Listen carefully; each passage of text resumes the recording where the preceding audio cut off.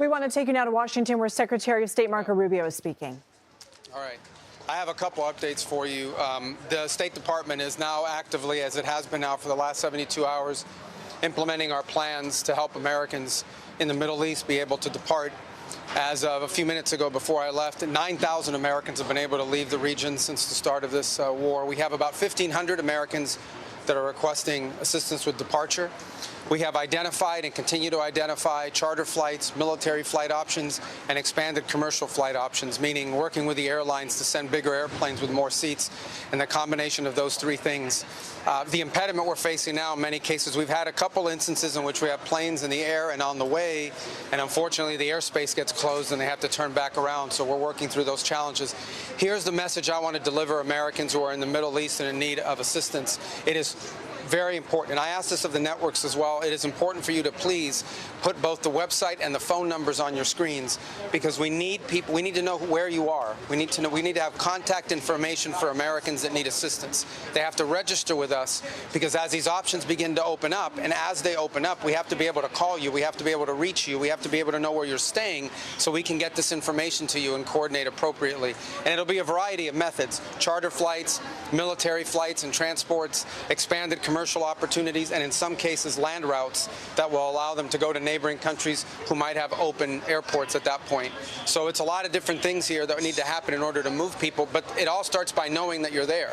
It all starts by knowing that where you are and how we can get a hold of you. So I'm asking the networks and all of the media outlets, please publicize the two phone numbers that we've put out, as well as the website, so people can contact us and register. We've had, thousands of people call already. As I said, we've identified almost 1,600 that are requesting assistance with departure, but we need you to please be able to identify that. As I came in, I also saw the media reports about Dubai's consulate.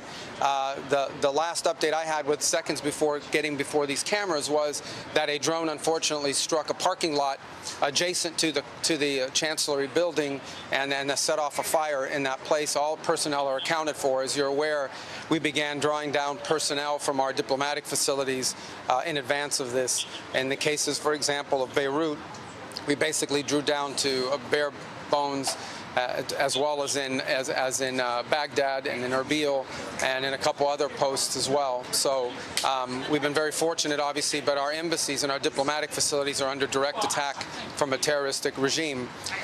With an update, I will obviously refer you to the Department of War. Suffice it to say that our objectives remain as they've been identified from the beginning and by the President laid out clearly yesterday.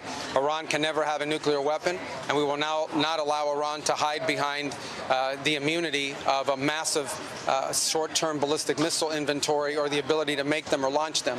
And so CENTCOM, in a joint operations, is carrying out a systematic destruction of their missile belt, destruction of their launchers, and destruction of their ability to make these, as well as the destruction of their Navy.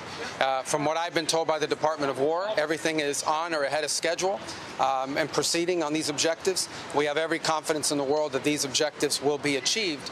The last point I would make is, and I said this yesterday and I repeat, you're about to see, we're going to unleash Chang on these people in the next few hours and days. You're going to really begin to perceive a change in the scope and in the intensity of these attacks as, frankly, the two most powerful air forces in the world take apart this terroristic regime and defang it and take away its ability to threaten its neighbors or hide behind a zone of immunity that allows them to develop their nuclear ambitions. This terroristic, radical, cleric-led regime cannot be ever allowed to have nuclear weapons. We saw what they were willing to do to their own people. They were willing to slaughter their own people in the streets. Imagine what they would do to us. Imagine what they would do to others. Under President Trump, that will never, ever happen. All right? Yesterday you talked about Israel. Mr. Secretary. Please, guys, I can't hear them all. Yes. Yesterday, you told us that Israel was going to strike Iran, and that's why we needed to get involved. Today, the president said that Iran was going to get. Yeah, your statement is false. So that's not what I was asked very specifically. Were you there yesterday? Yes, I asked okay. a question. No, were you the one that? Because somebody asked me a question yesterday. Did we go in because of Israel. And I said, you asked me that, that follow-up, and I said, no. I told you this had to happen anyway. The president made a decision, and the decision he made was that Iran was not going to be allowed to hide behind its ballistic missile program, that Iran was not going to be allowed to hide behind its ability to conduct these attacks. That decision had been made. The president systematically made a decision to systematically destroy this terroristic capability that they had, and we carried that out. I was very clear in that answer. This was a question of timing, of why this had to happen as a joint operation, not the question of the intent.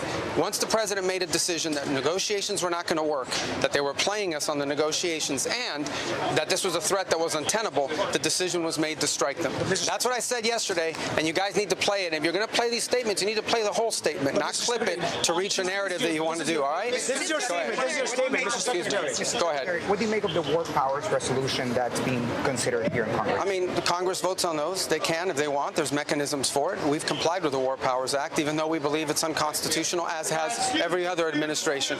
Every other president has found the War Powers Act to be unconstitutional. Nonetheless, we notified Gang of Eight, which was an appropriate mechanism by which to notify Congress. We sent the notification within 48 hours, the way the law requires. I'm here today to have, I don't know, my 6th or 7th briefing before the entirety of the House and Senate, which is far more than I ever got from any administration in the time that I was here, certainly when I was a member of the Gang of Eight. And so we've complied with we've over-complied with the law and what it requires. This is an action by the president to address a real threat, a real threat. This is hostilities designed to eliminate a threat to the safety and the security of the United States and to our allies. Was there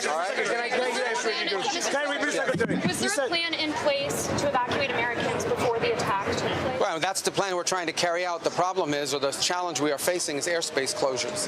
If a country closes their airport, for example, in some cases the airports have been hit. So the airport in Kuwait was hit. So if an airport's been attacked or the airspace is closed, then we can have the planes lined up to go, but we can't get them to land because we don't have the permissions to land there. So that's the challenge. But rest assured, we are confident that we are going to be able to assist every American. As I told you right now, we have about a little over 1,500, maybe closer to 1,600 Americans requesting assistance, and we know that we're going to be able to help them. It's going to take a little time because we don't control the airspace closures. That said, there may be more people out there that need help. We need to know who you are. So please, I'm asking the media, publicize the phone numbers and the website, because we need people to call in so we have their name, we have their contact information, we have their location and their request. So as these opportunities begin to open up, we can act very quickly to reach them and get them out of harm's way. Mr. Secretary, I want to just clarify what you said. Because you said there's nothing to clarify. But you said I would get that. No, but you have to read. If you're going to read the whole statement. But your quote is about, we knew that there was going to be an Israeli action. We knew that would precipitate an attack. Yeah, no, I understand. But listen, all right, let me understand. But I had a very specific question from that gentleman, right? The president said that. Hold on 1 second. I asked he may have forced Israelis. Okay, but let me answer, because this is my press conference. Sure. Okay. You asked me, I was asked a very specific question. So you guys can misrepresent it, but I was asked a very specific question yesterday. The bottom line is this. The president determined we were not going to get hit first. It's that simple, guys. We are not going to put Americans' troops in harm's way. If you tell the president of the United States that if we don't go first, we're going to have more people killed and more people injured, the president's going to go first. That's what he did. That's what the president will always do. He will always put the safety and security of our men and women in uniform and of all Americans before anything else. He's always going to do that, and that's what he did here. In addition to that, I would argue that this threat from Iran, they are hiding behind these missiles and hiding behind these drones. They wanted to reach a point where you couldn't touch them, and then they could do whatever the hell they wanted with their nuclear program. And there is no way in the world that this terroristic regime was going to get nuclear weapons, not under Donald Trump's watch. So the U.S. attack had nothing to do with Israel. It had nothing to do with Israel. Of this operation, there's a general question of why the president gave the green light, and then there's a question of why did it have to happen this weekend? Are you saying it had to happen this weekend because of that Israeli action? No, this weekend presented a unique opportunity to take joint action against this threat. And we wanted this to have maximum success. We want this operation to be successful at achieving its objectives. I'll repeat the objectives. The president laid them out yesterday. Iran cannot have a nuclear weapon. It cannot have, and therefore it cannot have the things it was hiding behind to have a nuclear weapons program. What are those things? Number one, we are going to destroy their missiles and their missile launchers. We are going to destroy their capability to make these missiles and these launchers, and we are going to destroy their navy. Navy. Those are the objectives, and this weekend, acting at this time, gave us the highest probability of success in achieving those objectives, and as the Department of War will brief you, we are on or ahead of schedule to do that. The U.S. attack would have happened no matter what. Would the U.S. attack about no matter what Israel is planning to do? The House said Israel was going to act with or without the president US. had already made a decision to act on the timing. The president acted on the timing that gave us the highest chance of success, and that's what you're seeing play out right now. You're seeing it play out right now, and you'll see it in the days to come. We will systematically take apart their missile program. We will destroy their ability to sponsor terrorism, by the way. We will destroy their factories. We will destroy their Navy. Those objectives are going to be met. We're well on our way to meeting them. It will not be easy. There will be a price to pay for it, but that is a much lower price to pay than having a nuclear-armed Iran. I got to go brief these guys. Hold on. Yes. Secretary. Yes, ma'am. Secretary, how heavily is the administration leaning into the 2001 AUMF for justification of these strikes? The what now? How heavily is the administration Well, that's leaning not our notification to Congress. Our notification, listen, let me explain to you guys this in simple English, okay? Iran is run by lunatics, religious fanatic lunatics. They have an ambition to have nuclear weapons. They intend to develop those nuclear weapons behind a program of missiles and drones and terrorism that the world will not be able to touch them for fear of those things. And this is the weakest they've ever been. Now is the time to go after them. The president made the decision to go after them, take away their missiles, take away their Navy, take away their drones, take away their ability to make those things so that they can never have a nuclear weapon. That's why the president made this decision. It was the right decision, and the world will be a safer place when these radical clerics no longer have access to these weapons. You see how they're using them now. Imagine how they would use them a year from now if they had more of these. All right, I got time for one more. Yeah, go ahead. What was the threat? What exactly was the threat? Several Democrats criticized what you said and argued Yeah, of that course Israel. the question is, several Democrats criticize. They're going to always criticize. We've been doing this for years, guys. They come out. I'll tell you right now, they're going to come out after the briefing and say, we didn't hear anything. We have more questions than answers. You mark my words. But we still do these briefings. Go ahead. Mr. Secretary, their criticism was on the timeline. They said that Israel is dictating the timeline for the United States. No, and as you know, several people on the right have also agreed with that. How would you respond to that? Well, the United States made a decision. Under the President of the United States made a decision. This is intolerable. Iran cannot have these missiles, cannot have these drones, cannot threaten the world. The President said this is the weakest they've ever been. If we don't hit them now, a year from now, a year and a half from now, no one will be able to touch them, and they'll be able to do whatever they want. And he made a decision to go. And he made a decision to go in a joint operation because it gave us the highest chance of success. And he made the decision to go first because he concluded that we were not going to get hit first. We were not going to absorb a blow from them. We were going to go first. He was not going to run the risk that they could attack us before we could hit them, because in addition to costing lives, it would undermine the effectiveness of our operation. All right, guys, I got to go. Thank you.